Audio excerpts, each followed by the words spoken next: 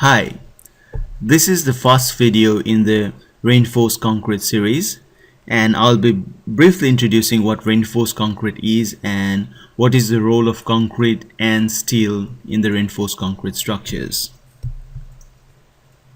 As we have discussed before, concrete is very strong in compression, and that is one of the reasons why concrete is so widely used in construction industries and in structural members. But the one of the big disadvantages of concrete is that it is very weak in tension. The compressive strength of concrete is very high. For the normal strength concrete, it can range from 20 megapascal to say 60 megapascal, but for high strength concrete it can be even more than 100 megapascal as well. However, the tensile strength in concrete is very low. It is usually around 1/10 of the compressive strength. But unfortunately, most of our structure members will have both compressive stress and tensile stress developed due to the load acting on it.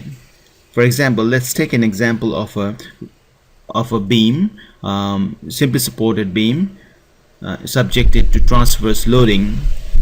The transverse loading can be in the form of uniformly distributed loads as shown in the figure, or it can be point load as shown in the figure again. Due to this transverse loading, the beam will have compressive stress as well as the tensile stress as well. So as you know, due to the transverse loading, the beam will deflect like this one. So there will be tension develop at the bottom face and there will be compression develop at the top face. So as you can see here, if you take a section at CC, there will be compressive stresses develop at the top and the tensile stresses develop at the bottom due to the bending moment that arises there. So as we have discussed before, for the compressive stress, we don't have any problem with concrete because concrete is very strong in compression. But tensile stress is a big problem in concrete. As soon as the tensile stress reaches the tensile strength of the concrete, which is very low, the concrete will crack and immediately fail if it is a plain concrete. Now this picture shows the 4-point loading for a plain concrete beam. As you can see, there are two supports here and the load is applied through these 2 points and it is called as 4-point loading. If you draw the bending moment diagram, we know that it will look like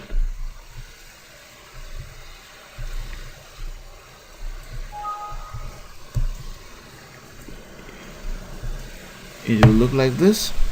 So this is a positive bending moment diagram and this is the moment span here, and the maximum tensile stresses will be developing at the bottom face. Now as soon as the tensile stress will reach the tensile strength of the concrete will immediately crack as seen here and it will fail immediately. Now this is another example of the tensile failure of the beam, tensile failure in the concrete. This is what we call as a split cylinder test or Brazil cylinder test for concrete. Now the load is applied at the horizontal face of the cylinder here. So due to the load, there will be tension develop here, the tensile stresses develop here. As soon as this tensile stress reaches the tensile strength of the concrete, the cylinder will just split like shown here.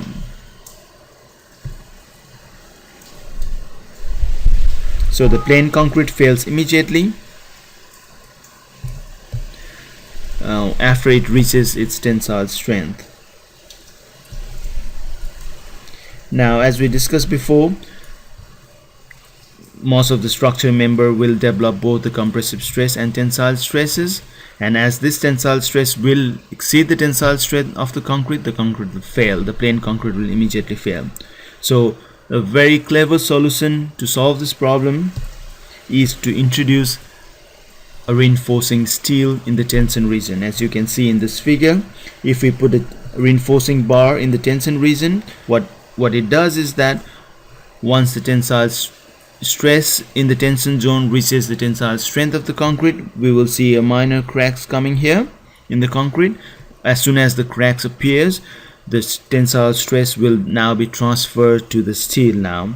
So that means all the tensile stresses now is taken up by the steel, and the compressive stress is still taken by the concrete, because concrete is still very good in compression. So as you can see here, this is how the reinforced concrete will behave.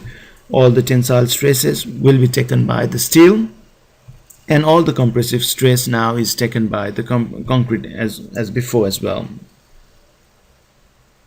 So this beam will not fail because the tensile stresses are now taken by the steel.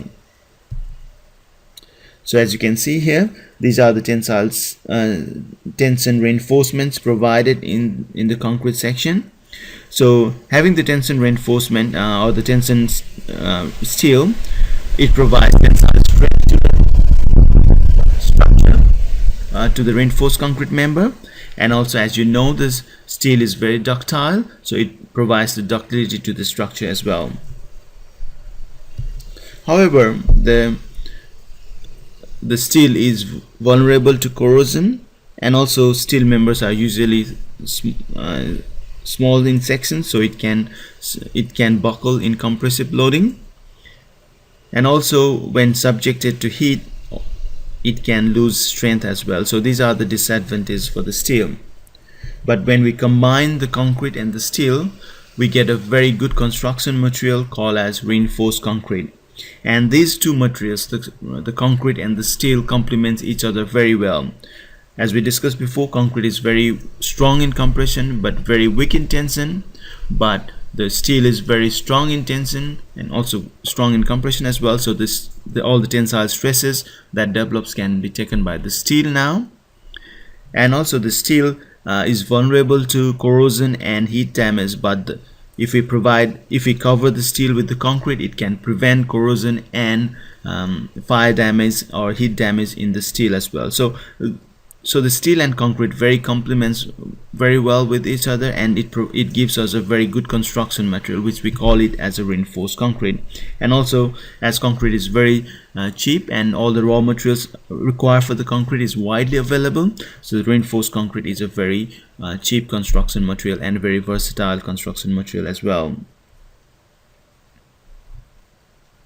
And it can basically be used for constructing any kind of structure. So for example, for a typical house, as you can see here, the reinforced concrete can be used for constructing columns. It can be used for constructing both the suspended slab or slabs on the ground. It can be used for constructing foundations, staircases, beams, retaining walls, shear walls, and for all of these structure members we can use reinforced concrete as a construction material.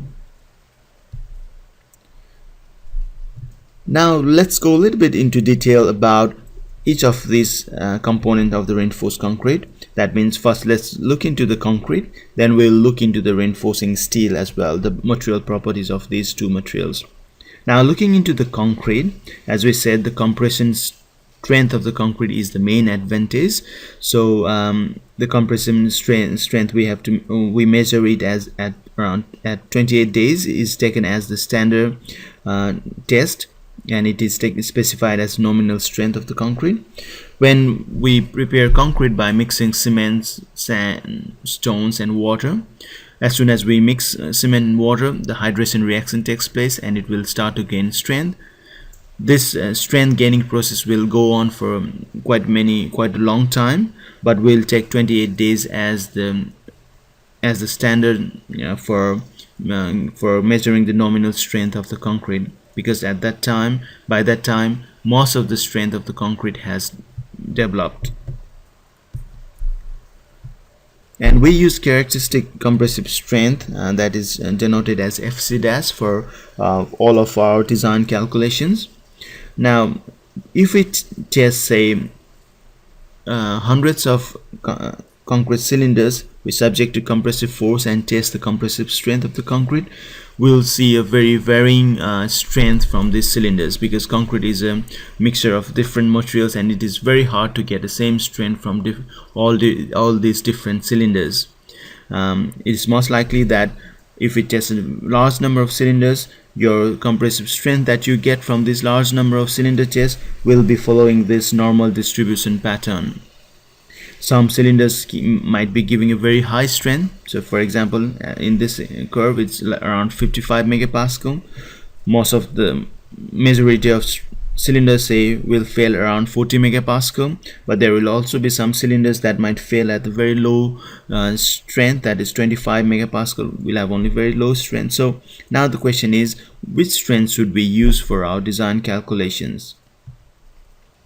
If we use this maximum strength that we get, it will be very risky for us because most of our cylinders are failing way below that load, that stress. If we use this mean stress that we get from mean strength that we get from all the cylinder tests, it is still risky because, as we see here, 50% of the cylinders are actually giving us less strength than this mean strength. So it is still very risky to use the mean strength for the design purpose. So what we do for the design purpose is that we use the characteristic strength, compressive strength, rather than the mean strength or the highest value of the strength. So what characteristic strength says is that for for example, Australian design code, we use 95 percentile value. That means so we will be using this strength as the characteristic strength, which means that 95% of the cylinder specimens we get higher strength than this value. That means that 5% of the specimen may fail below that value, but we're happy to take that risk because we have that 95% confidence level in the strength that we are using. So that is what is called as the characteristic compressive strength, and we use it for all the design purpose. But for mixed design, when you are ordering for the concrete, instead of ordering for this characteristic value, we'll be ordering concrete for this mean strength value. For this example, even though we are using 30 megapascal as a characteristic compressive strength, we will be ordering mix or targeting the mixed design for 40 megapascal. And the normal characteristic concrete usually available are 20 megapascal, 25, 32, or 40 and 50 megapascal. And also that we can get a concrete for high strength concrete like 80 or 100 or even greater than that as well. And Australian design code gives this table for computing the modulus of elasticity for the concrete. For different characteristic compressive strength, the modulus of elasticity for concrete are given by this table. And the density of concrete is taken as 2400 kg per meter cube for the plain concrete.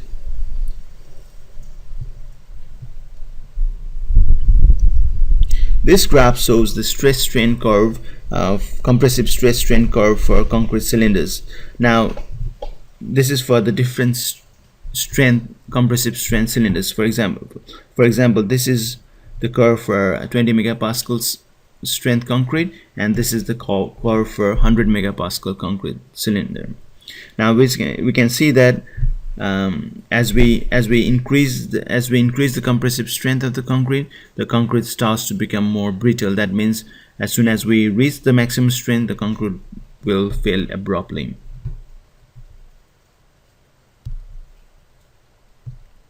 And also the confining effect of the concrete members will tend to increase the compressive strength of the cylinder as well. For example, in a reinforced concrete column, there will be stirrups like these ones. These are the stirrups which confine the concrete core, and this confinement can increase the compressive strength of the concrete as well. Now there can be two kinds of stirrups. One is square stirrups or the circular stirrups as well. And the circular stirrups has more confining effect due to the hoop stress that develops in the circular members compared to the square hoops. So in the square hoops, the confining effect is smaller than the circular hoop because these straight members in the square hoop can buckle like outwards when the compressive when the bursting force is coming out from the core, the straight members can buckle out like this one. So the effective confining in these square hoops is only this area only. So the circular spiral is better in confining the concrete, but nevertheless both the square and circular stirrups will provide the confinement in the concrete, and this confinement will increase the effective compressive strength in the concrete as well.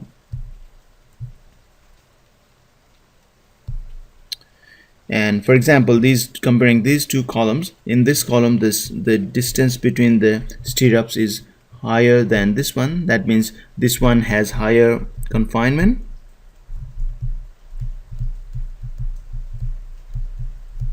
than this one, the first column. So the concrete in here will have higher compressive strength. Now as you can see in this curve, this dotted line here is without any confinement, so you have the compressive strength of around say 35 megapascal. But as we reduce the spacing, that means as we increase the confinement, as you can see the compressive strength is increasing as well. So that is the effect of confinement on the stress strain curve of the concrete.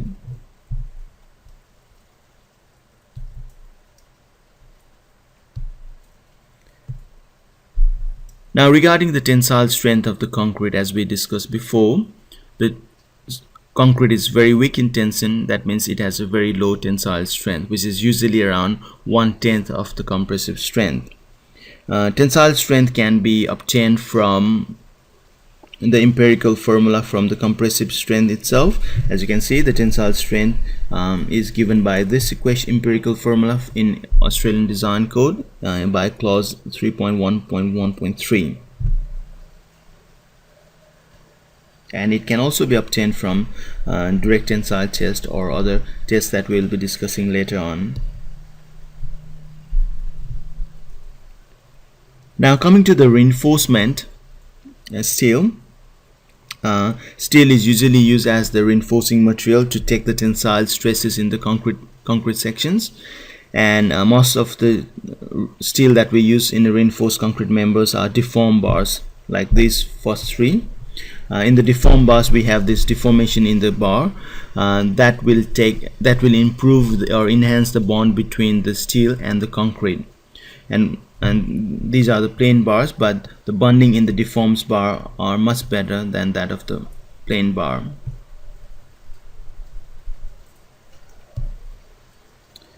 Now the stress strain relationship of the steel is very similar in tension and compression as well. So if we subject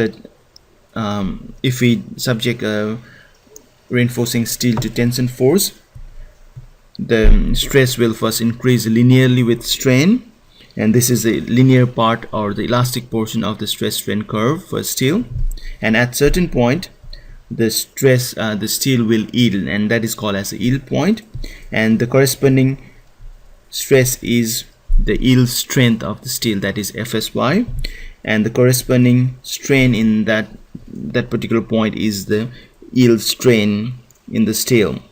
Now the slope of this linear portion of the stress strain curve for steel is the Young modulus of the steel, which is given by this formula, the stress over strain, which is around 200,000 megapascal. And after yield point, the strain in steel will increase without the increase in the stress. As you can see here, this strain is increasing without any increase in the stress, and that is called as the yield plateau. The yield plateau will represent the ductility in the steel member. The larger the yield plateau, the more ductile the steel is, and it is the yield plateau itself is the function of the strength of the steel as well. The high strength steel with high percentage of carbon will have smaller plateau, whereas the low percentage carbon steel will have low strength but will have longer plateau as well. Now due to the yielding or plastic deformation that goes during this process, the interatomic bond between in the steel will break and rearrange in the solid state, and this will cause the increase in the stress, and this is called as strain hardening. And this is a very typical property of a ductile material like steel, and eventually at certain stress the steel will fail or it will break. But for most of the design purpose, we do not rely on the strain hardening, so the stress strain curve for steel is usually idealized by a bilinear curve like shown in the right hand side. So it is a linear, and then so elastic, perfectly plastic curve. We can assume the behavior of the steel will be like this one for most of our design purpose. So these are some yield strength values for commonly used steel in different countries. For Australia, so these are the commonly used steel here. You can see this D denotes for deformed bars, and this letter denotes for the ductility class. L stands for low ductility and N stands for normal ductility, and both of these steel can have the yield strength value of 500 megapascal. And these are the different diameters usually available in Australia. Now comparing the low ductility steel, that is class L steel, compared with the class N or the normal ductility steel, we can see the stress strain curve for these two types. The first one, SL82, is the low ductility steel, which is this one, and SN12 is the normal ductility steel, which is this one. So as you can see here, for the low ductility steel, the plateau itself is very small. That means the ductility it is very brittle kind of steel, whereas SN12, which is the normal ductility steel, has a very flat plateau. That means it can deform to a large extent, and it has a much better ductility as well.